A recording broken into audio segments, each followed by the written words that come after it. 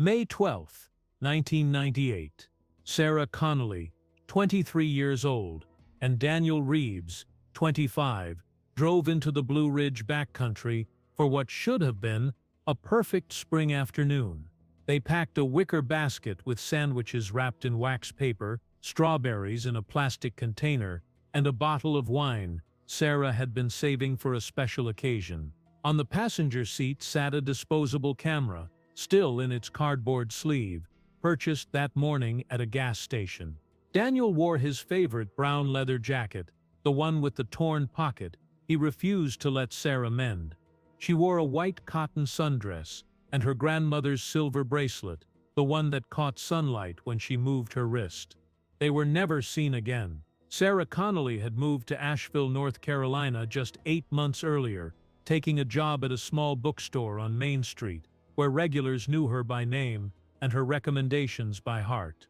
She had this habit of dog-earing pages in books she loved, folding down corners at passages that made her pause and reread. Her coworkers remember how she always arrived 15 minutes early, how she kept a mug of Earl Grey tea steaming beside the register, how she hummed while she shelved returns. She was saving money for graduate school, keeping a handwritten ledger in a blue notebook where she tracked every dollar. 23 years old, with dark auburn hair that fell past her shoulders, green eyes that seemed to change shade depending on what she wore, and a constellation of freckles across her nose that darkened in summer. That morning, she told her roommate Emily she'd be back by sunset. She promised to bring wildflowers for the kitchen table. Daniel Reeves had grown up in these mountains. His father owned a hardware store in town, the kind of place where locals gathered to talk weather and hunting seasons. Daniel worked there on weekends, knew the inventory by heart, could recommend the right nail or bracket without looking. During the week, he framed houses for a construction company, coming home with sawdust in his hair and calluses on his palms. He was quiet, the kind of person who listened more than he spoke, who thought before answering questions. He kept a truck that rattled when it idled, and a toolbox in the bed that never left. His younger sister Rachel describes him as protective, as someone who always checked that doors were locked and seatbelts fastened. He had been planning this picnic for 3 weeks, asking his mother about the best trails, the ones with clearings and views. He wanted to impress Sarah. He wanted to do something memorable. That morning, he filled his truck with gas, checked the tire pressure, and packed a red and white checkered blanket his grandmother had made. He told his father he'd be home by dark. They were building a deck together that weekend. The wood was already cut and stacked in the garage. The trail they chose was called Blackwater Hollow, a 3-mile path that wound through oak and pine forests, before opening to a meadow overlooking a valley. It wasn't particularly remote by mountain standards. Hikers used it regularly in spring and fall. There was a gravel parking area where the trailhead began, just wide enough for 4 vehicles. When Sarah and Daniel arrived around 11 in the morning, 2 other cars were already there, a blue Honda Civic and a white Ford Ranger. A local couple, Helen and Tom Martinez, saw them getting out of Daniel's truck. Helen would later tell investigators that Sarah was laughing, that Daniel had his arm around her waist, that they looked like any young couple in love. The Martinezes were finishing their hike as Sarah and Daniel were starting theirs. They exchanged pleasantries, talked briefly about the weather, the perfect temperature, the way the dogwoods were blooming early this year. Tom remembers Daniel asking if the trail was muddy higher up. Tom said it was dry, that the path was in good condition. That was the last confirmed sighting. They carried a canvas backpack, forest green with leather straps, the kind you'd buy from an outdoor supply store. Inside, the sandwiches, the strawberries, the wine, 2 plastic cups, the disposable camera, a wool blanket, a small first aid kit, a bottle of water, and Sarah's journal, a brown leather-bound notebook she wrote in daily. Daniel had a Swiss Army knife clipped to his belt. Sarah wore comfortable hiking boots, the kind with red laces she'd bought specifically for these mountain trips. The weather that day was crystalline, 72 degrees with scattered clouds and a light breeze, that carried the scent of honeysuckle and wild mint. By all accounts, it was an ideal day for a picnic. The forecast called for clear skies through the evening. No storms, no sudden changes. Just spring in the mountains, the way it's supposed to be. At 3:30 that afternoon, Sarah's roommate Emily received a text message. The reception in the mountains was spotty, but the message came through clearly. Beautiful up here. Daniel found the perfect spot. Back by 6. Emily remembers the exact wording because she saved the message, showed it to investigators later, pointed to the timestamp. 6 o'clock came and went. 7, 8. By 9, Emily was calling Sarah's phone repeatedly, each call going straight to voicemail. By 10, she called Daniel's parents. By 11, they called the sheriff's department. At midnight, search and rescue teams were mobilized. Point last seen the Blackwater Hollow parking area. Time elapsed, approximately 10 hours. The blue Honda and white Ford Ranger were gone. But Daniel's truck remained, parked at an angle near a wooden trail marker. Keys still in the ignition, doors unlocked. The initial search began at first light on May 13th. Volunteer teams assembled at the ranger station at 5:30 in the morning, drinking coffee from thermoses, organizing into groups of 8, receiving assignments marked on laminated maps. The families arrived shortly after: Daniel's parents and younger sister, Sarah's roommate, and her aunt, who'd driven through the night from Virginia. They stood at the command post, a folding table under a pop-up tent, watching teams disappear into the forest. The air smelled of dew and pine sap. Birds called from the canopy. It felt impossibly normal, impossibly wrong. Search dogs arrived by 7, 3 German shepherds trained in tracking missing persons, their handlers veterans, who'd worked dozens of cases in these mountains. The dogs picked up a scent at the trailhead immediately, pulling handlers forward with urgency, following the main path toward the meadow clearing. At mile 2.3, the dogs found the picnic site. It was exactly as the Martinezes had described, a grassy clearing with a view of the valley, wild flowers blooming in patches of sunlight, a flat rock perfect for sitting. The red and white checkered blanket was spread on the ground, held down at the corners with smooth river stones. On the blanket, 2 plastic cups, one tipped over, wine staining the fabric in a dark burgundy pool. The wicker basket sat open, sandwiches partially eaten, strawberries scattered across the cloth, some crushed, some whole. Sarah's journal lay face down beside the basket, pages ruffled by wind. The canvas backpack was there, contents spilled, the first aid kit open, bandages and alcohol wipes scattered. But Sarah and Daniel were gone. Their footprints led away from the blanket in 2 directions, then converged near the tree line before vanishing entirely. The search dogs reached the edge of the clearing, circled, whined, and sat down. The scent trail ended, just stopped, as if Sarah and Daniel had simply evaporated into the forest air. Search teams fanned out in expanding grids, calling names until their voices went hoarse, examining every ravine and creek bed within a 5-mile radius. Helicopters swept overhead using thermal imaging cameras, scanning for heat signatures beneath the canopy. Volunteers walked arm-length apart, moving slowly, looking for any trace, torn fabric, dropped belongings, disturbed soil, blood. By the second day, over 200 people were involved in the search. Local news crews arrived, setting up cameras at the parking area, interviewing Daniel's father, who stood hollow-eyed and pleading into the lens. "If someone has them, please let them go," he said. "They're good kids. They wouldn't hurt anyone." Sarah's aunt clutched the disposable camera they'd found in the backpack, unopened, unused, its potential memories trapped inside undeveloped film. The search continued for 11 days. Rangers rappelled down cliff faces, checked caves and abandoned mines, waded through streams swollen with spring runoff. Nothing. On May 23rd, the active search was scaled back.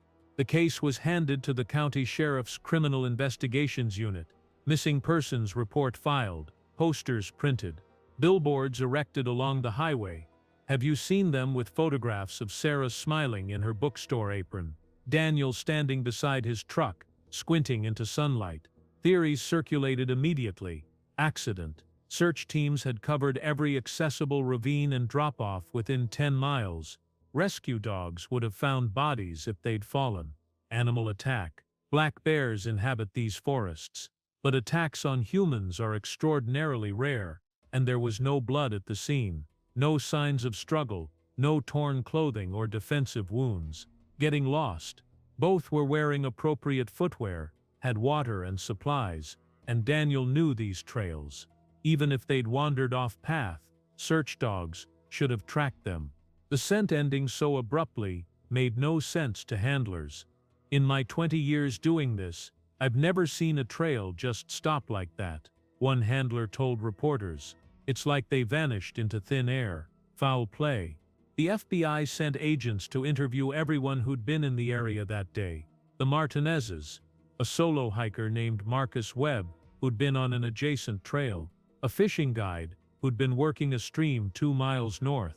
All had alibis, all passed polygraph tests. No evidence of abduction, no ransom demands, no motives. The case went cold.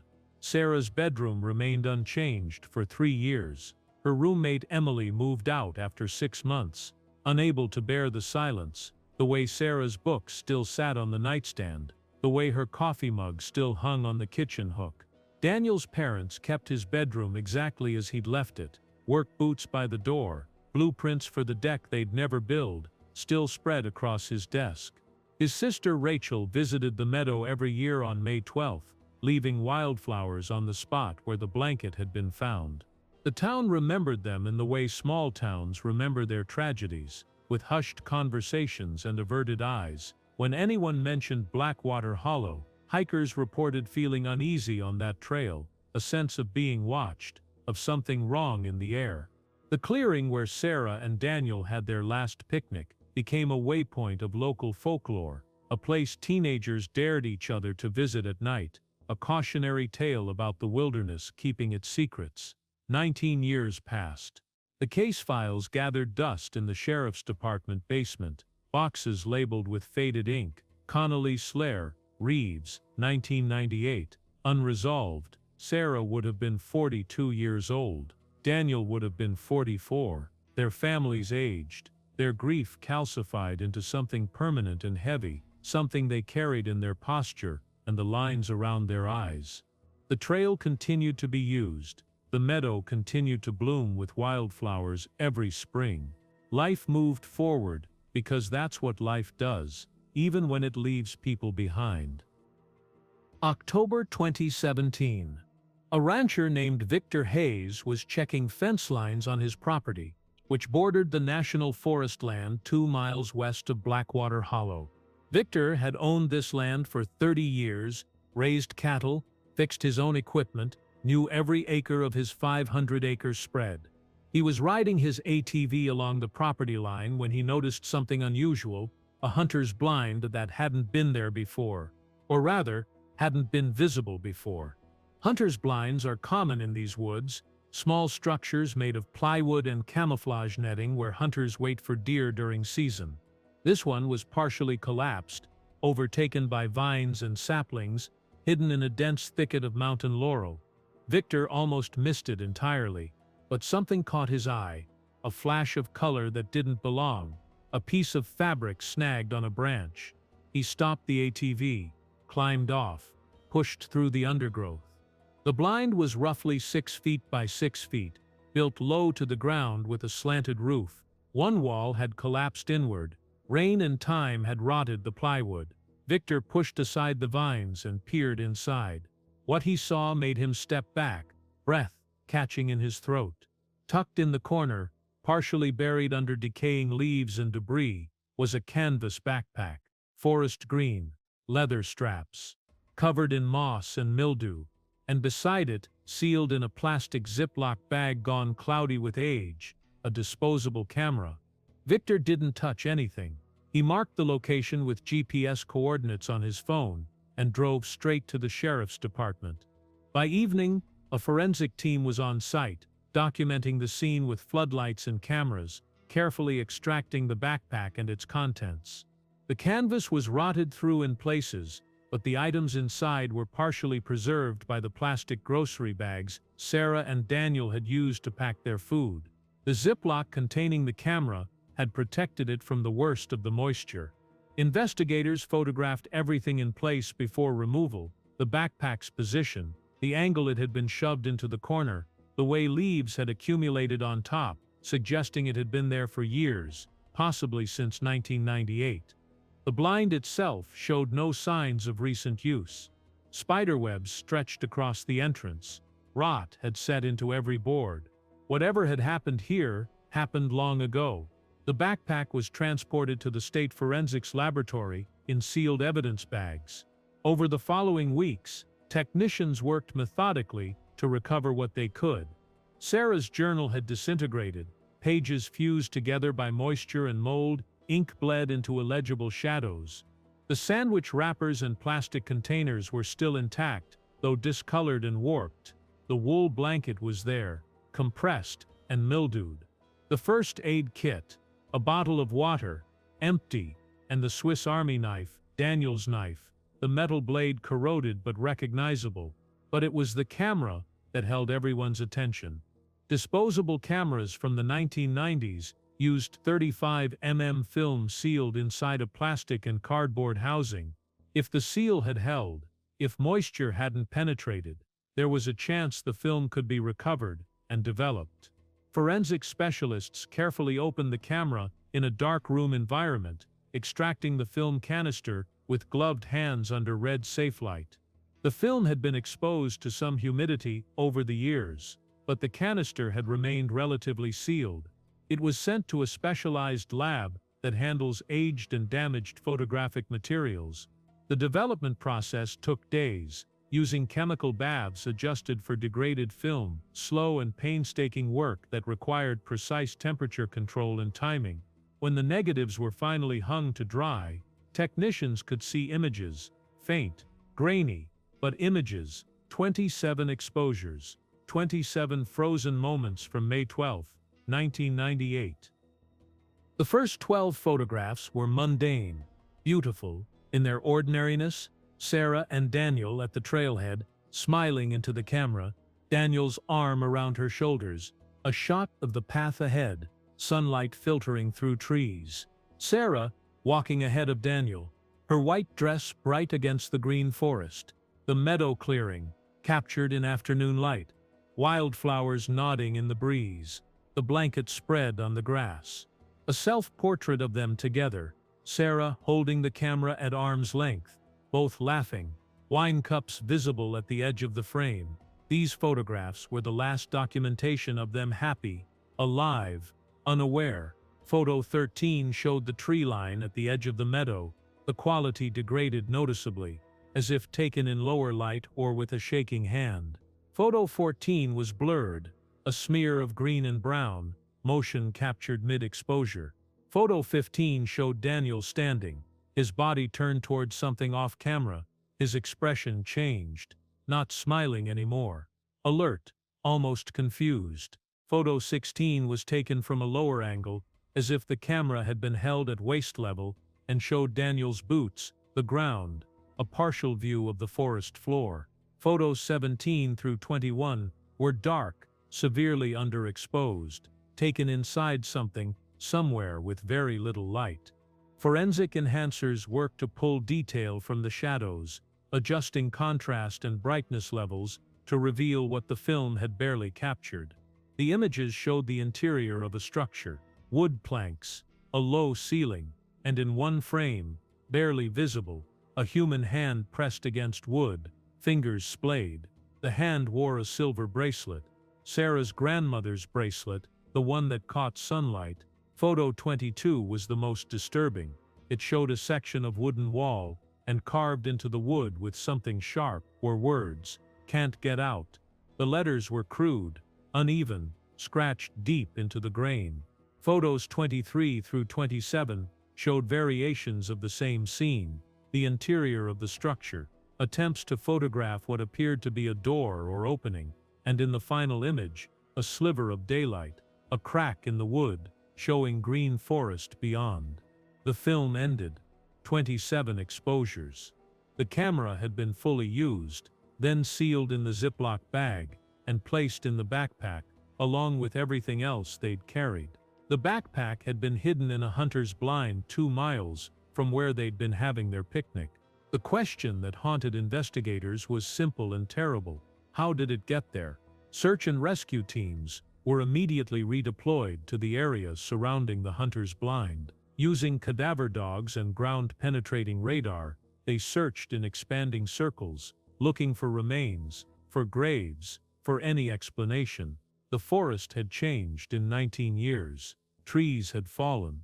New growth had obscured old paths. But the dogs found nothing. The radar found nothing. Investigators examined the collapsed hunter's blind itself for forensic evidence, swabbing for DNA, checking for fingerprints, analyzing the wood for any trace materials.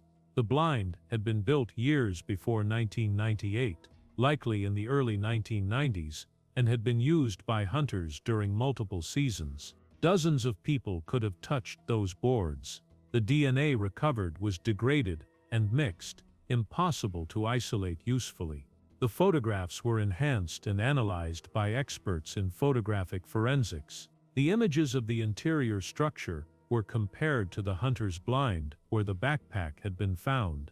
The wood grain didn't match. The dimensions didn't match. The structure in the photographs appeared smaller, more enclosed, possibly underground, given the total absence of light. One analyst suggested it might have been a root cellar or old mine shaft with wooden supports. Another proposed it could have been a different hunter's blind, one that since collapsed entirely or been removed. A third possibility, raised reluctantly by investigators, was that Sarah and Daniel had been taken somewhere else entirely, held in a structure that no longer exists or has never been found, and their backpack was later moved to the hunter's blind, where Victor Hayes eventually discovered it. The case was officially reopened as a potential double homicide. FBI agents returned to interview everyone connected to the original investigation. The Martinezes, now in their 70s, recalled the same details they'd given 19 years earlier. Marcus Webb, the solo hiker, had moved to Oregon but cooperated fully, providing documentation of his whereabouts in the weeks following the disappearance. The fishing guide had died in 2008, but his family provided his journals from that season, which corroborated his original statement. New technology was applied. Investigators used satellite imagery to compare the forest layout in 1998 to 2017, looking for structures that might have existed then but not now. They cross-referenced property records, hunting permits, and land ownership for every acre within a 10-mile radius. They interviewed over 100 people who'd been in the area during May 1998, some who'd never been questioned before. Nothing substantial emerged. No suspects, no confessions, no additional evidence.